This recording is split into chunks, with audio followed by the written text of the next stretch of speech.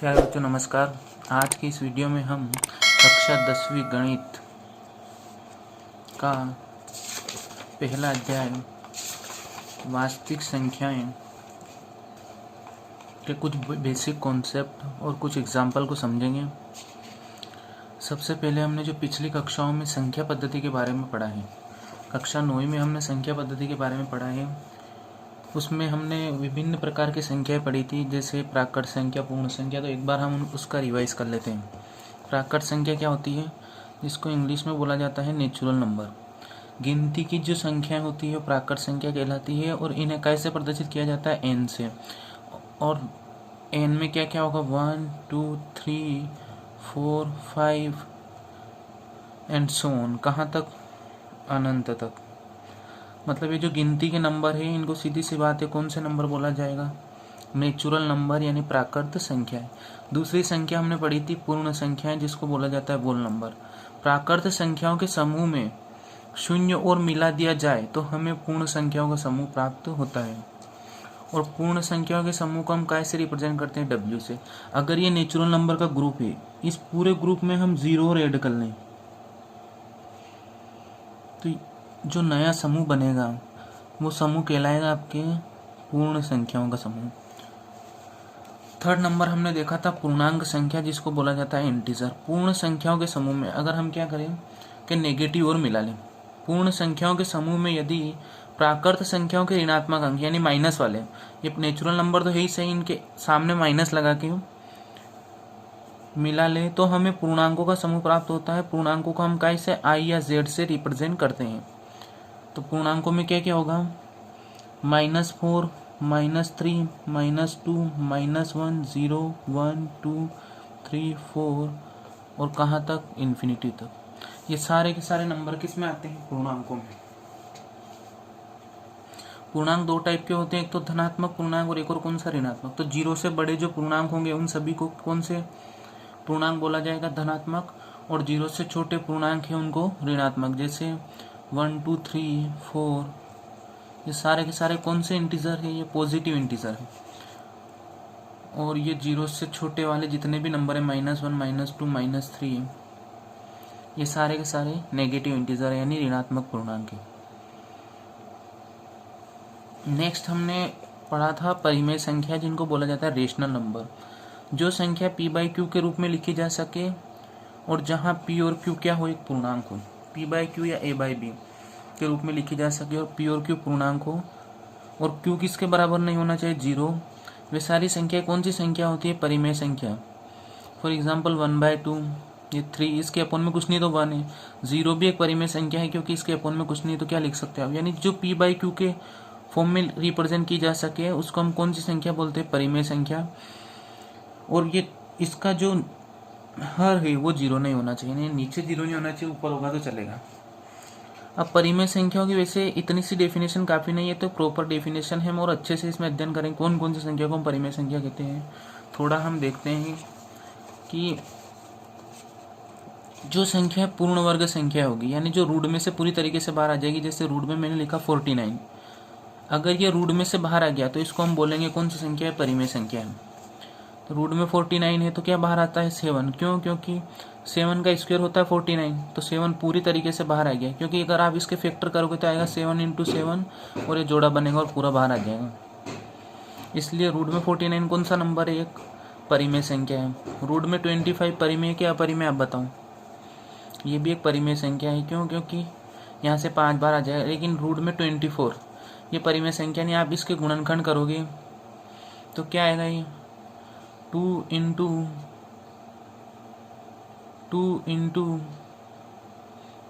× 3 ये आएगा। अब यहाँ से एक जोड़ा तो बन गया, नहीं 2 बाहर आ गया, लेकिन रूट में क्या रह जाएगा, 6। तो 2√6। ये पूरी तरीके से जो बाहर नहीं आएगी रूट में से, वो सारे के सारे नंबर कौन से होंगे, अपरिमेय संख्या होगी। और जो रूट में से बाहर आ गई वो परिमेय संख्या होगी। आप बताइए मुझे कि रूट में 81 लिखा है, कौन सी संख्या है, ये भी आपके कौन सी संख्या है, परिमेय संख्या है। क्योंकि ये किसका स्क्वायर होता है, ये स्क्वायर होता है 9 का। तो परिमेय अपरिमेय में आपके समझ में आ गया होगा। और हम इनके दशमलव प्रसार के आधार पर भी देखेंगे कि कौन सी संख्या परिमेय होती है, कौन सी अपरिमेय होती है, हम आगे देखेंगे। अब अपरिमेय संख्या देखो, जो संख्या p/q के रूप में नहीं लिखी जा सके उन्हें अपरिमेय संख्या कहते हैं। जैसे ये √2, √3, √5, ये जितने भी नंबर हैं ये सारे के सारे कौन से नंबर हैं? इरेशनल नंबर हैं। और इरेशनल इसलिए हैं क्योंकि हम इन्हें किस फॉर्म में नहीं रिप्रेजेंट कर सकते हैं? p/q के फॉर्म में। आप बोलोगे सर √2 के अपॉन में 1 तो आ सकता है, मतलब मेन ये नहीं है कि जरूरी नहीं p/q के रूप में होनी चाहिए। इनका दशमलव प्रसार, इसका हम जब दशमलव प्रसार निकालेंगे तो अशांत अनावर्ती आएगा। और जिन संख्याओं का दशमलव प्रसार अशांत अनावर्ती होता है वो सभी संख्याएं कौन सी होती है? अपरिमेय संख्या। और दशमलव प्रसार अशांत अनावर्ती उन्हीं संख्याओं का होता है जो रूट में से बाहर नहीं आती है, इसलिए इन्हें हम p/q के फॉर्म में नहीं लिख सकते। हम आगे अच्छे से स्टडी करेंगे इसके बारे में। फिर नेक्स्ट नंबर है वास्तविक संख्या, जिनको बोला जाता है रियल नंबर। परिमेय तथा अपरिमेय संख्याओं के समूह को कौन सी संख्या कहा जाता है? वास्तविक संख्या, जो अपने क्लास 10 के चैप्टर फर्स्ट का नाम है। तथा इन्हें काय से रिप्रेजेंट किया जाता है? 8 से, यानी इसमें दुनिया भर के सारे नंबर आ गए। इसमें वास्तविक संख्या में प्राकृत संख्या, पूर्ण संख्या, पूर्णांक, परिमेय और अपरिमेय सारी की सारी संख्या आ गई। इसे 8 से दर्शाया जाएगा। जैसे √2, 1, 1/2, 0.5, 0.9, 0, सारे के सारे नंबर, इन सभी ग्रुप के जितने भी नंबर है सारे के सारे नंबर किस में आ जाते हैं? वास्तविक संख्याओं में, रियल नंबर में। अब छोटी क्लासों में हमने कुछ और संख्याओं के टाइप पढ़े हैं, वो एक बार हम रिवाइज कर लेते हैं। हमने पढ़ा है कि भाज्य संख्या क्या होती है। भाज्य संख्या को इंग्लिश में बोला जाता है कंपोजिट नंबर। इसकी डेफिनेशन है वह संख्या जिनके 2 से अधिक गुणनखंड हो, भाज्य संख्या कहलाती है। 2 से अधिक गुणनखंड मतलब वो किसी 2 या उससे अधिक संख्या के पहाड़े में आनी चाहिए तो उसे हम भाज्य संख्या बोलेंगे। फॉर एग्जाम्पल ये 6, अगर 6 को देखें हम तो 6 एक तो 1 की टेबल में तो सभी नंबर आते हैं, एक किसके पहाड़े में आएगा? 2 के, 3 के में, 6 के, एक खुद के पहाड़े में। तो इसके 2 से अधिक गुणनखंड है, और जब इसके 2 से अधिक गुणनखंड है इसका मतलब ये कौन सी संख्या है? भाज्य संख्या है। ये 3 के केवल 2 गुणनखंड, एक तो 1 है और एक और 3 है। तो जिन नंबर के केवल 2 गुणनखंड हो वो होगी अभाज्य संख्या, यानी वो किन्हीं 2 संख्याओं के पहाड़े में आए तो अभाज्य संख्या है। पहाड़े में आना मतलब उसका गुणनखंड होना हो, किताबी लैंग्वेज में गुणनखंड बोला जाएगा। और कोई भी संख्या उसके गुणनखंड से पूरी तरीके से विभाजित हुई, इस 1 से भी 6 में पूरी तरीके से भाग जाएगा। इस 2 से कितनी बार जाएगा? 3 बार जाएगा। इस 3 से 2 बार जाएगा, 6 से 1 बार जाएगा। तो अभाज्य संख्या और भाज्य संख्या में आपको समझ में आ गया होगा। अच्छा, आप मुझे बताइए 24 कौन सी संख्या है? 24 एक भाज्य संख्या है। क्यों? क्योंकि ये 1 के पहाड़े में आएगा, 2 के में आएगा, 3 के में आएगा, 4 के में आएगा, 6 के में आएगा, 8 के में आएगा, 12 के और 24 के। इसके 2 से अधिक गुणनखंड है। इसका मतलब ये एक कौन सी संख्या है? भाज्य संख्या, यानी कंपोजिट नंबर है। 7 एक कौन सा नंबर है? ये अभाज्य संख्या है क्योंकि ये तो 1 की टेबल में आएगा और एक और किसकी? 7 की। यानी 2 गुणनखंड तो फिक्स है, एक तो 1 और एक वो खुद। अगर उसके अलावा कुछ मिल गया तो उस संख्या को हम क्या बोल देंगे? भाज्य संख्या। नहीं तो कौन सी संख्या होगी? अभाज्य संख्या। तो क्या डेफिनेशन? वह संख्या जिनके 2 से अधिक गुणनखंड है, किन्हीं 2 संख्याओं के पहाड़े से अधिक पहाड़े में आ गई हो तो उसको हम भाज्य संख्या बोलेंगे। फॉर एग्जाम्पल हमने लिख दिया 49, 24, 6, 9, 15, ये सारी के सारे नंबर कौन से हैं? Composite number. नेक्स्ट नंबर आता है अभाज्य संख्या यानी prime number. For example 2, 3, 5 and so on, ये सारे के सारे नंबर कौन से हैं? प्राइम नंबर यानी अभाज्य संख्या। क्यों? क्योंकि इनके केवल 2 गुणनखंड हैं। अब एक कंफ्यूजन रहता है बच्चों को कि 1 का कहीं से कहीं तक जिक्र नहीं हुआ। 1 कौन सी संख्या है? भाज्य अभाज्य संख्याओं की अगर हम बात करें तो ये 1 ना तो भाज्य है और न ही अभाज्य है। क्यों ऐसा? क्योंकि भाज्य संख्याओं की जो प्रॉपर डेफिनेशन होती है वो होती है कि वह संख्याएं जिनके 2 से अधिक गुणनखंड हो भाज्य संख्या कहलाती है। और अभाज्य होती वह संख्या जिनके केवल 2 गुणनखंड हो। लेकिन यहाँ देखो, इस 1 के अगर हम गुणनखंड करें तो केवल 1 गुणनखंड, ना तो इसके 2 गुणनखंड है और न ही 2 से अधिक गुणनखंड है। इसलिए 1 न तो भाज्य संख्या है और न ही कौन सी संख्या है? अभाज्य संख्या। ये चीज़ आपको ध्यान रखनी है। तो आपको नोट करके नहीं चीज़ लिख लेनी है कि 1 ना तो क्या है? भाज्य है और न ही अभाज्य है। अब सम विषम का सीधा सा है, सम संख्या को बोला जाएगा इवन नंबर। दो की गुणज सभी संख्या सम संख्या कहलाती है, जो दो के पहाड़े में आती। गुणज का मतलब होता है उसके पहाड़े में आना। 2, 4, 6, 8, 10 ये सारे के सारे नंबर कौन से नंबर है? Even number. और विषम संख्या वो होगी जो बच गई, जो दो के पहाड़े में नहीं आएगी, वो सारे के सारे ओड नंबर है। 1, 3, 5, 7 ये सारे के सारे नंबर कौन से हैं? Odd number. ये जो मैंने नोट करके ना स्टार बना के लिख रखे, इन चीज़ों का आप ध्यान रखें। जीरो ना तो धनात्मक होता है, नहीं क्या होता है? ऋणात्मक। ना तो जीरो प्लस का होता है, नहीं क्या होता है? माइनस का। सबसे छोटी भाज्य संख्या क्या है? 4। और सबसे छोटी अभाज्य संख्या क्या है? 2। एक ना तो भाज्य है और न ही क्या है? अभाज्य है। अब आप मुझे बताइए कि 15 कौन सी संख्या है? भाज्य क्या अभाज्य? मैंने आपको अभी डेफिनेशन बताई थी कि जो 2 से अधिक के पहाड़े में आए वो कौन सी संख्या है? वो भाज्य। मतलब ये 1 के भी पहाड़े में आएगा, 3 के में आएगा, 5 के में आएगा और 15 के में आएगा। इसलिए 15 कौन सा नंबर हो गया? भाज्य। अगर आपसे पूछा जाए कि सम संख्या है कि विषम संख्या है, तो विषम संख्या है। भाज्य अभाज्य अलग मैटर है, सम विषम अलग मैटर है। सम विषम का सीधा सा काम है कि जो 2 के पहाड़े में नहीं आएगा वो तो विषम है, और जो 2 के पहाड़े में आएगा वो कौन सी संख्या है? सम। अच्छा, 9 अभाज्य के भाज्य? हाँ, 9 भी एक भाज्य संख्या है, क्योंकि ये 1 के टेबल में आएगा, 3 की टेबल में आएगा और 9 की टेबल में आएगा। और जिनके 2 से अधिक फैक्टर होंगे वो सारे के सारे नंबर कौन से होंगे? वो कंपोजिट नंबर होंगे, यानी भाज्य संख्या होगी। अब आगे हम अपने चैप्टर फर्स्ट में सबसे पहला टॉपिक जो है वो है यूक्लिड विभाजन प्रमेय का। यूक्लिड डिवीजन लेमा के बारे में पढ़ेंगे। पेज नंबर 4 पर है। यूक्लिड ने क्या बोला? 2 धनात्मक पूर्णांक ए और बी दिए रहने पर ऐसी अद्वितीय पूर्ण संख्या क्यू और आर विद्यमान है कि ए बराबर बी क्यू प्लस आर, जहाँ ये 0 से बड़ा है, आर और उसके बराबर है लेकिन छोटा है बी से। तो ये डेफिनेशन आपके बिल्कुल समझ में नहीं आएगी, ये मैं आपको थोड़ा डीप में समझा के ना बताता हूँ कि यूक्लिड ने बोला क्या। मान लीजिए कि आपके पास 2 नंबर हैं, आपके पास 2 संख्या हैं। एक तो है आपके पास 4 और एक है 25। ये 2 नंबर है आपके पास। हम क्या समझ रहे हैं? हम समझ रहे हैं यूक्लिड विभाजन प्रमेय का। उसके लिए आपको मैं एग्जांपल के माध्यम से समझाने का प्रयास कर रहा हूँ कि 2 नंबर, एक तो 4 एक 25 है। अब इन दोनों में बड़ा कौन है? इन दोनों में बड़ा 25 है ना, यानी 25 ग्रेटर देन 4। जिसकी तरफ ये मुंह खुला होगा वो बड़ा होगा। ये बात ध्यान रखना। बड़े छोटे में अगर आप कंफ्यूज हो तो जिस नंबर की तरफ मुंह खुला है वो बड़ा है और जिसकी तरफ मुंह बंद है वो छोटा है। अब अगर हम क्या करते हैं कि इस छोटे नंबर से इस बड़े नंबर को डिवाइड करते हैं, यूक्लिड ने बोला, तो 25 को हम किससे डिवाइड करते हैं? 4 से। 4 की टेबल में 25 कितने टाइम में आएगा? 4 छंग 24, यानी 6 बार। क्या बचा यहाँ से? 1। तो एक चीज़ आपको ध्यान होनी चाहिए कि जिसमें हम भाग देते हैं उसको हम बोलते हैं भाज्य। क्या बोलते हैं?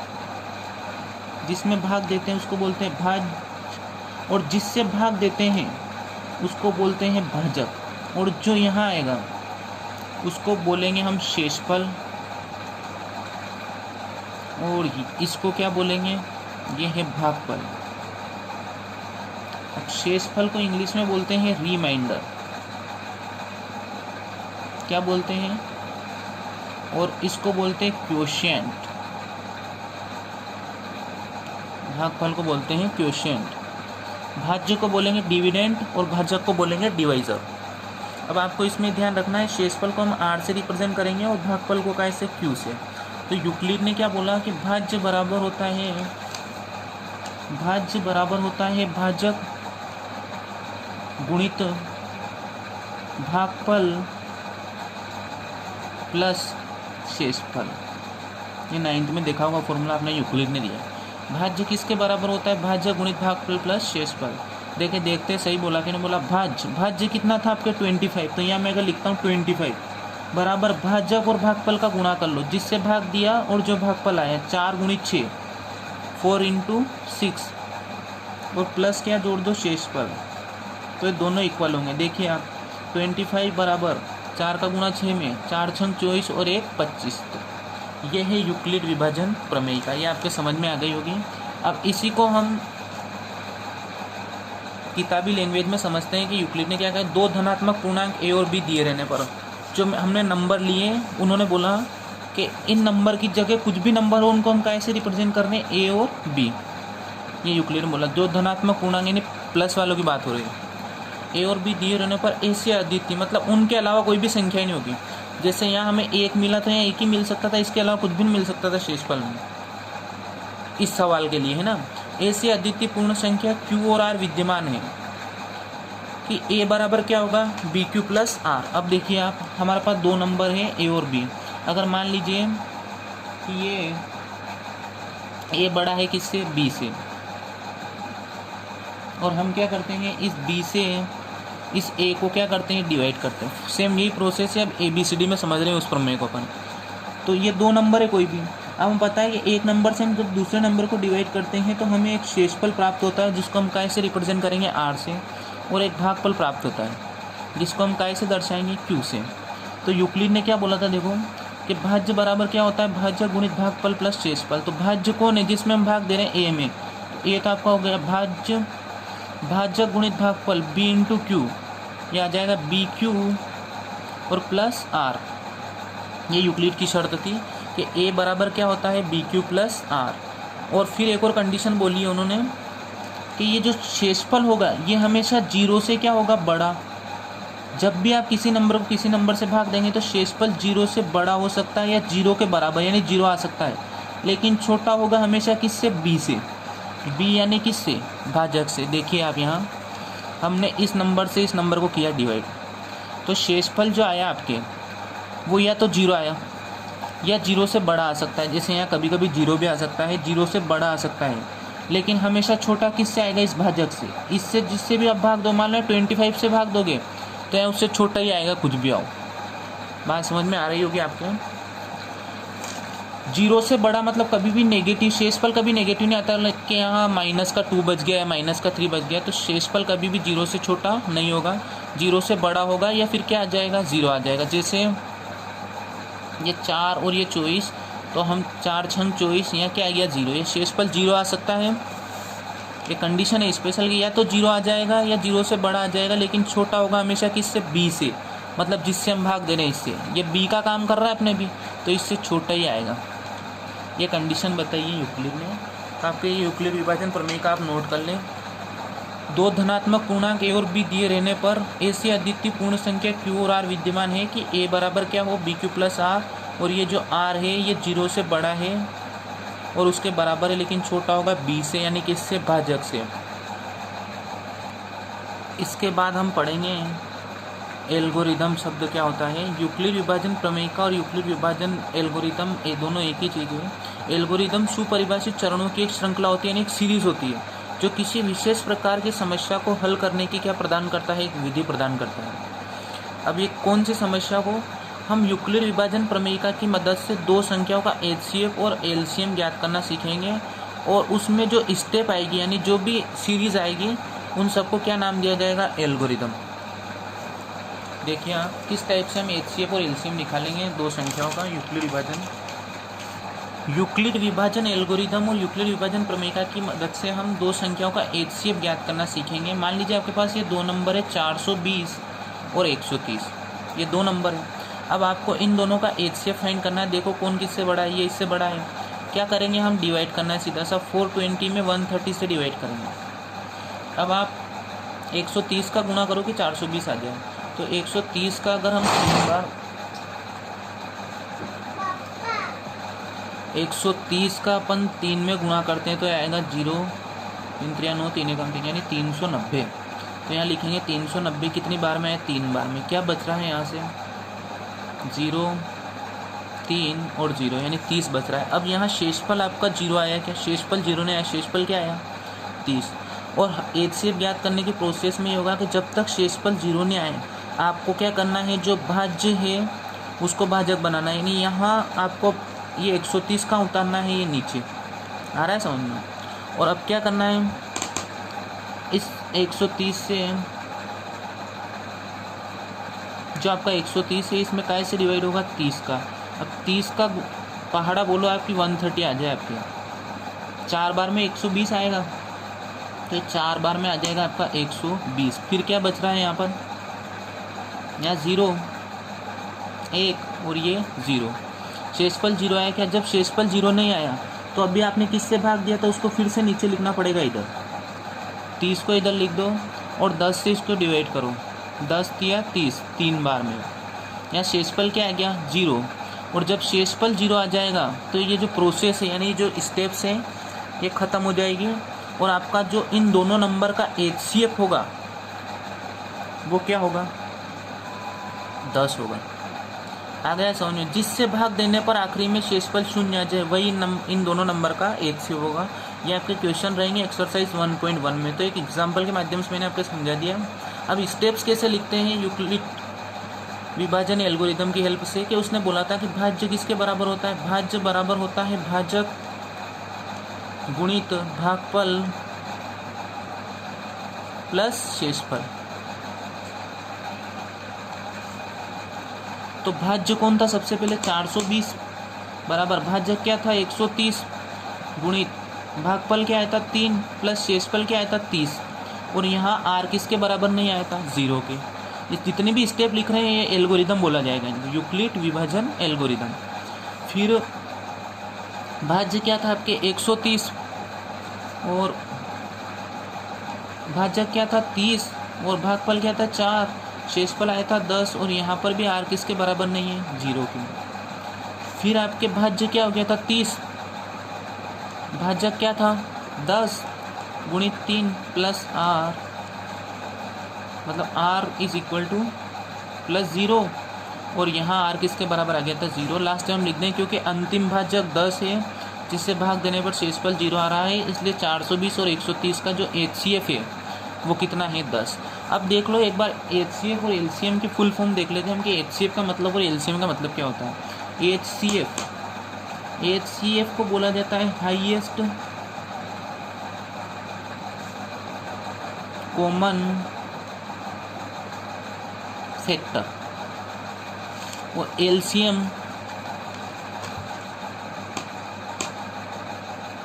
लोएस्ट यानी लिस्ट, लोएस्ट भी बोल सकते हैं, लिस्ट कॉमन मल्टीपल। अब फैक्टर का मतलब होता है गुणनखंड और मल्टीपल का मतलब होता है गुणज। इसका हिंदी नाम देखें हम तो ये होता है महत्तम समावर्तक, और इसको बोला जाता है लघुत्तम समावर्त्य, है ना। अब ये दोनों एक ही चीज़ नहीं है, इसमें अगर अपन इसका संधि छेद करें तो ये आएगा अपवर्तक, और इसमें से निकाले अपन तो ये आएगा अपवर्त्य, यानी दोनों के पीछे आप कम मत लगा देना।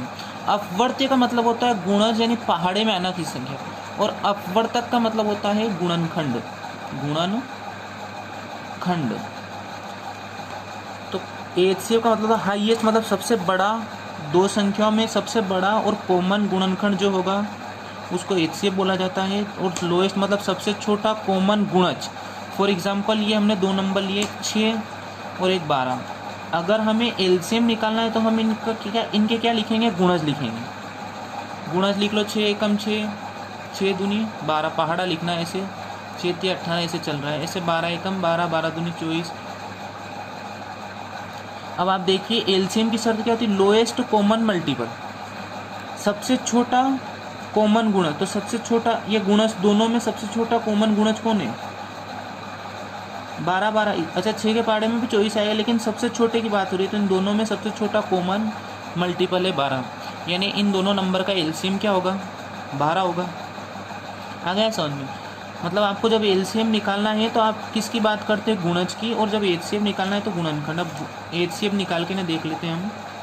जैसे हमने लिखा ये 6 और ये 24, अब इस 6 के गुणनखंड क्या क्या होंगे, जिसके पहाड़े में आ गए 1 की टेबल में सब आते हैं, 2 के में, 3 के में और 6 के में। 1 की टेबल में, 3 में, 2 में,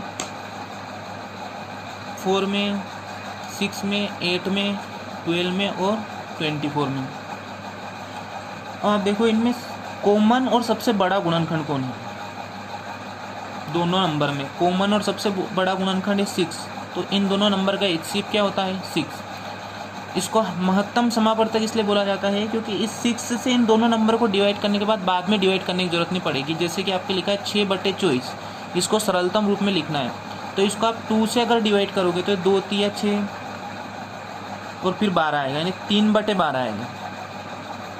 3 बटे क्या आएगा 12, और फिर से आप डिवाइड 3 एकम 3, 3 चौक 12 यानी 1/4।